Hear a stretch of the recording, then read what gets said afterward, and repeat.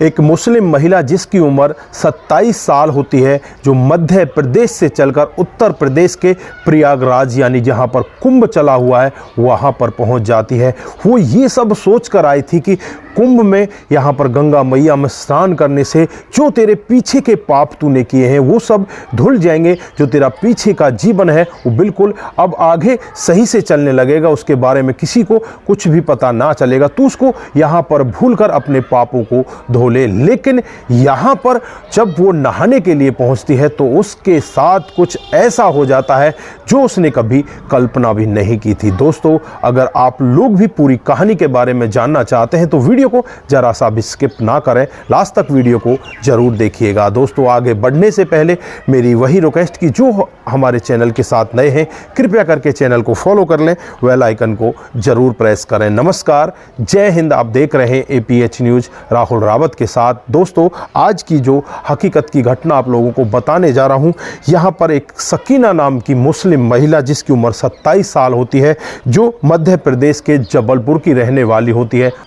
मध्य प्रदेश जबलपुर से वो सीधे उत्तर प्रदेश के प्रयागराज में पहुंच जाती है और वहां जाकर वो गंगा जी में स्नान करने के लिए पहुंचती है। वो अकेली ही जाती है, घर वालों से छुप छुपा कर पहुंचती है, क्योंकि उसे पता था कि अगर वो घर वालों से कहेगी कि वो गंगा में स्नान करने के लिए जा रही है, कुंभ घूमने के लिए जा रही है, तो घर वाले उसे नहीं जाने देते, क्योंकि वो मुस्लिम समुदाय से होती है। दोस्तों, अपने साथ एक बैग लेकर जाती है, कुछ कपड़े, कुछ पैसे, फ़ोन वगैरह उसके बैग में रखती है और फिर वो गंगा जी में स्नान करने के लिए चली जाती है। जैसे ही वो वापस घूमकर उसी घाट पर आती है तो देखती है वहाँ पर ना तो उसका बैग है, ना फ़ोन है, ना ही उसके कपड़े हैं, सब कुछ वहाँ से गायब हो जाता है। उसकी आंखें फटी की फटी रह जाती हैं। वो वहां पर सोचने लगती है कि तू यहां पर अपने पापों को धोने के लिए आई थी, लेकिन तुझसे भी बड़ा यहां पर कोई पापी है, तेरे ही सारे सामान को चुरा कर ले गया। अब वो मन ही मन सोचने लगती है अब तू करेगी तो क्या करेगी। वो इधर उधर लोगों से सहायता मांगने लगती है, लेकिन यहाँ पर उसकी सहायता करने वाला कोई भी नहीं होता, कोई उसकी सहायता नहीं करता। सभी लोग ऐसे ही समझते हैं पता नहीं ये फालतू में कोई ड्रामा कर रही है। दोस्तों, वहाँ से फिर वो महिला धीरे धीरे आगे बढ़ने लगती है। उसके भीगे हुए कपड़े होते हैं, उसे सर्दी लग रही होती है।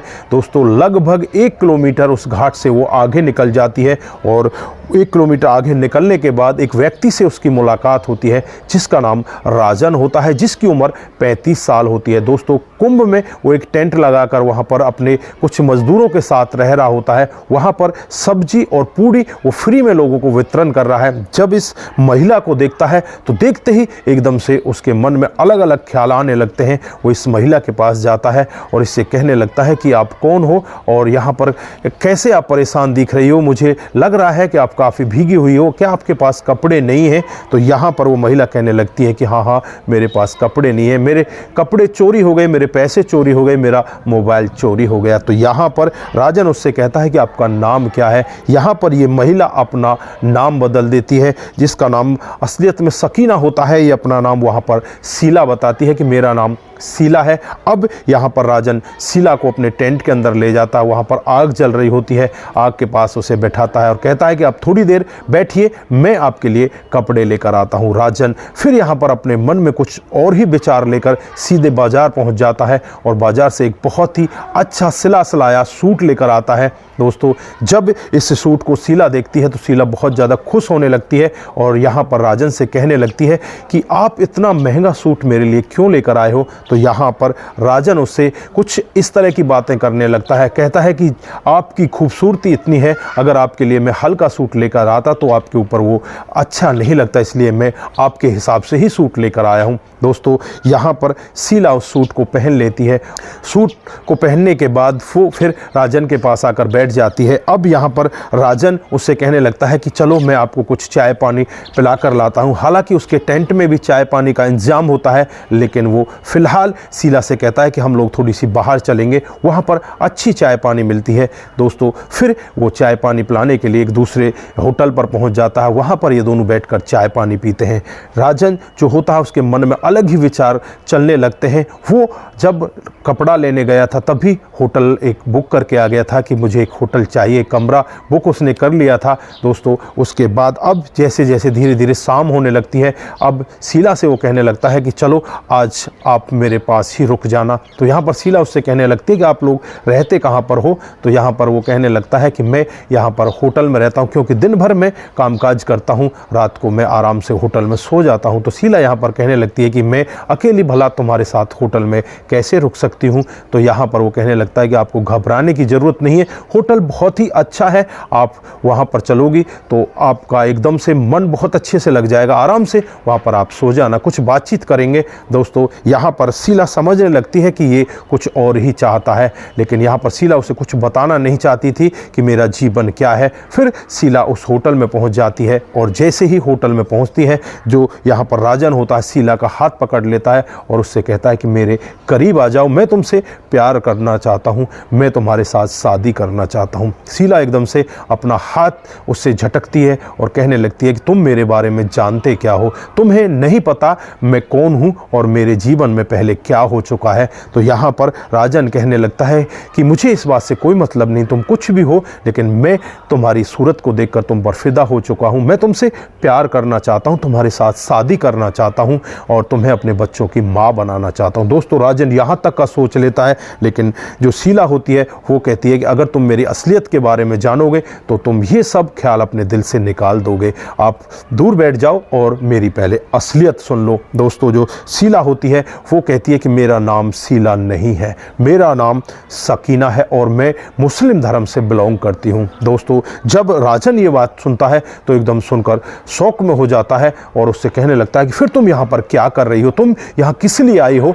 तो यहाँ पर वो कहने लगती है कि मैंने सुना था कि प्रयागराज के कुंभ मेले में अगर गंगा में स्नान किया जाए तो जो आपके पाप हैं वो सब धुल जाते हैं, इसलिए मैं अपने पापों को धोने के लिए यहाँ पर आई। लेकिन मुझे क्या पता था कि यहाँ पर मुझसे भी बड़े बड़े पापी बैठे हुए, मेरे कपड़े ही चोरी हो गए, मेरा जो मोबाइल है वो चोरी हो गया, मेरा सार। शीला बताने लगती है कि मेरा जो जीवन है बहुत ही अलग है और ऐसा काम जैसा आप चाह रहे हो इस होटल में मैं आपके साथ करूँ तो ये मैं हर दिन करती हूँ। दोस्तों जब ऐसा वाक्य राजन सुनता है तो उसके हाथों पैरों के नीचे से ज़मीन खिसक जाती है, वो सोच में पड़ जाता है कि ये कह क्या रही है। फिर यहाँ पर जो सकीना होती है वो बताने लगती है कि आज से 10 साल पहले का वाक्य है, जब मैं अपने घर से निकली थी, मेरी उम्र लगभग 17 साल होती है, मेरी छोटी 4 बहनें होती हैं, मेरे माता पिता बूढ़े होते हैं और मेरा कोई भाई नहीं होता, कमाने वाली मैं ही घर में होती हूँ। मैं अपने घर वालों को यही कहकर घर से निकलती हूँ कि मैं मुंबई में जॉब करती हूँ और मैं फिर मुंबई पहुँच जाती हूँ और मुंबई में जाकर मैं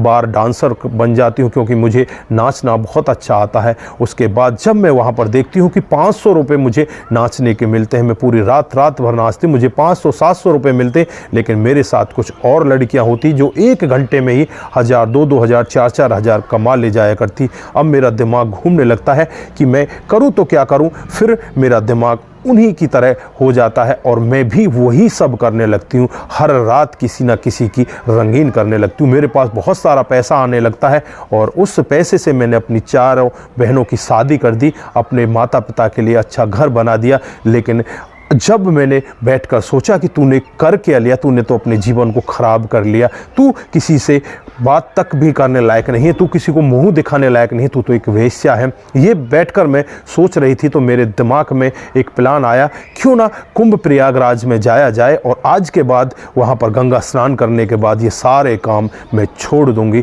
क्योंकि इसीलिए मैं यहाँ पर आई थी।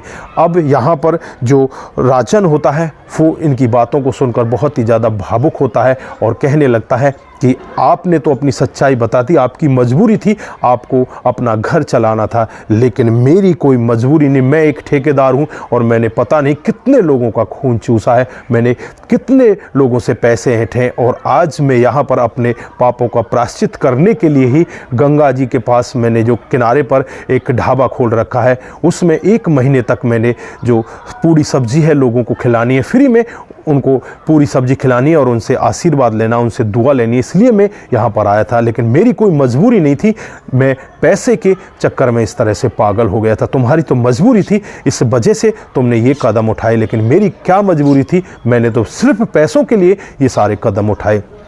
दोस्तों राजन इस तरह की बातें करने लगता है और फिर राजन कहता है कि आज मुझे तुमसे एक बहुत बड़ी शिक्षा मिली है, तो आज के बाद मैं भी ये सारे बुरे कर्म छोड़ दूंगा और आज मैं आपके साथ गंगा में स्नान करने चलता हूँ। फिर दोस्तों दोनों के दोनों जैसे ही सुबह हो जाती है, सुबह गंगा जी में स्नान करने के लिए पहुँच जाते हैं और गंगा जी में स्नान करने के बाद दोनों यहाँ पर निर्णय लेते हैं कि आज के बाद कोई भी बुरा काम नहीं करेंगे। यहाँ पर सकीना भी बुरा काम करने के लिए मना कर देती है और जो राजन होता है वो भी कहता है कि आज के बाद मुझे कोई बुरा कर्म नहीं करना है। उसके बाद दोनों के दोनों उसी स्टॉल पर पहुंच जाते हैं जहां पर इसके जो नौकर होते हैं पूरी सब्जी की जो वहां पर उन्होंने लोगों को बांटने के लिए लगा रखी थी, दोस्तों वहीं पर ये दोनों के दोनों पति पत्नी की तरह पूरी सब्जी वहां पर वितरण करने लगते हैं। दोस्तों उसके बाद ये दोनों यही चाहते हैं कि हम दोनों की शादी हो जाए और शादी के बाद हम दोनों एक दूसरे के साथ रहें। दोस्तों यहाँ पर राजन उसे प्रपोज करता है और जो सकीना है वो भी उसके प्रपोजल को एक्सेप्ट कर लेती है। दोनों वहीं पर अभी कुंभ में ये सब काम कर रहे हैं। क्या उन दोनों की शादी हो जानी चाहिए? दोस्तों आप लोग यहाँ पर क्या कहना चाहते हैं? क्या वो दोनों एक हो जाने चाहिए? भगवान उनको ऐसा आशीर्वाद दे। मैं तो यही चाहता हूँ कि दोनों के दोनों एक हो जाएं और दोनों अच्छे से अपने जीवन को आगे व्यतीत करने लगे। उन दोनों ने अपने जो भी जीवन में बुरे कर्म किए थे उन बुरे कर्मों को वहीं पर छोड़ दिया। उनको सद्बुद्धि गंगा मैया के प्रांगण में आने के बाद मिल गई। दोस्तों अगर ऐसी सद्बुद्धि सभी लोगों को आ जाए जो लोग गलत काम करते हैं तो शायद हमारा जो देश है, हमारा जो प्रदेश है वो बिल्कुल स्वर्ग की तरह ही चहकने लगेगा। तो दोस्तों यहाँ पर आप लोग क्या कहना चाहते हैं? क्या इन दोनों की शादी हो जानी चाहिए, इन दोनों को एक हो जाना चाहिए, या इन दोनों के धर्म अलग हैं, इन दोनों को अलग ही होना चाहिए? आपकी क्या राय है? आपकी जो भी राय है वो एक बार कमेंट बॉक्स में ज़रूर दें। दोस्तों कुछ लोग तो यहाँ पर ये कहेंगे कि ऐसा नहीं होना चाहिए कि ये हिंदू है ये मुस्लिम है, लेकिन यहाँ पर दोनों ही इंसान हैं और दोनों के दोनों ने ऐसे ऐसे कर्म किए हैं जिनको कोई भी अपनाना नहीं चाहेगा, लेकिन ये दोनों ही उन कर्मों को छोड़कर एक दूसरे के साथ मिलना चाहते हैं। तो इससे बेहतर क्या हो सकता है? दोस्तों आज के लिए बस इतना ही, फिर मिलते हैं किसी नए मोड के साथ। तब तक के लिए आप अपना ख्याल रखें, अपने परिवार का ख्याल रखें और लास्ट में जाने से पहले सभी जय गंगे मैया जरूर लिखकर जाएं। नमस्कार, जय हिंद,